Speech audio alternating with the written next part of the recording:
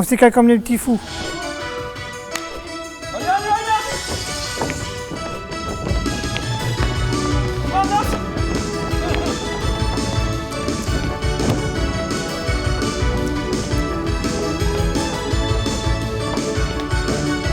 On a mis en avant le fait que l'accessibilité pour les handicapés des musées se faisait de plus en plus de façon virtuelle. Donc on s'est dit qu'on allait faire un petit peu la galerie des invisibles, donc la virtualisation des musées, mais à travers leur point de vue. Charles, c'est le metteur en scène, Len, c'est le chorégraphe, ils sont sympathiques. C'est bien comme ça? Oui.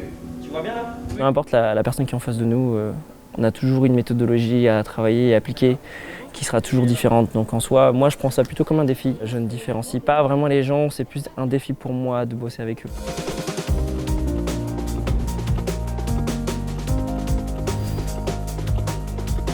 Dans ce projet, il y a 2 établissements qui interviennent. Donc c'est l'ESAT entre Cher et Loire. Il y a un site qui est basé à Vierzon et un site à Vogue. Donc ce sont des travailleurs qui ont un emploi adapté, qui travaillent ou le matin ou l'après-midi. Et dans la deuxième partie de leur activité, ils ont des activités culturelles ou des activités artistiques. Donc tous les 2 ans, ils réalisent un spectacle sur une thématique différente avec des professionnels différents. Ça leur fait travailler déjà la cohésion, le travail d'équipe, le repérage dans le temps, le repérage dans l'espace, savoir attendre, savoir écouter. Tout ça, indirectement, c'est des choses dont ils vont avoir besoin. On passe par d'autres biais, mais le résultat, c'est qu'en fait, ça peut leur être utile tout le temps, partout. Vous savez, c'est quand on marche autour d'Arthur. Ah oui. Ok, là je vous donnerai le départ. On travaille aussi sur tout ce qui est inclusion, autodétermination. Il faut les encourager aussi à éventuellement être un peu plus épanouis au quotidien, donc prendre la parole, et oser affronter un groupe, des choses comme ça. Enfin, c'est des choses qu'on peut mettre plus facilement justement dans le cadre d'un spectacle socio-culturel, d'un spectacle vivant. C'est beaucoup plus facile justement pour pouvoir aborder ces choses-là.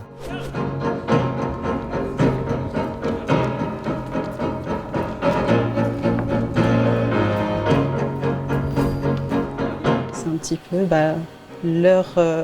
leur version de Klein, leur version de Vansky par exemple. Je fais le pop art.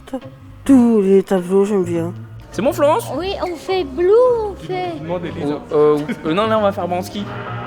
C'est aussi un besoin de reconnaissance. Là, l'avantage, c'est que le public les voit différemment. Il y a certaines personnes qui vont plus oser se mettre en avant. C'est aussi une manière de s'émanciper. La culture, le spectacle vivant en général permet cette chose-là. Je danse, je m'arrête, je sors.